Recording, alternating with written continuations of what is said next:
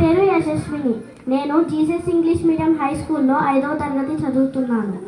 ఈరోజు నేను స్వాతంత్ర దినోత్సవం గురించి కొన్ని విషయాలు చెప్తున్నాను. ఈరోజు మనం 78వ స్వాతంత్ర దినోత్సవ వేడుకలు జరుపుకుంటున్నాము. ముందుగా అందరికీ స్వాతంత్ర దినోత్సవ శుభాకాంక్షలు.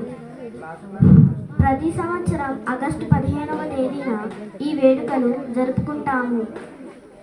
15 ఆగస్టు 1947న బ్రిటిష్ పాలన నుండి మన భారతదేశానికి స్వాతంత్ర్యం లభించింది. స్వాతంత్ర సమర యోధుల త్యాగాల వలన ఈరోజు మనం స్వేచ్ఛగా జీవిస్తున్నాము.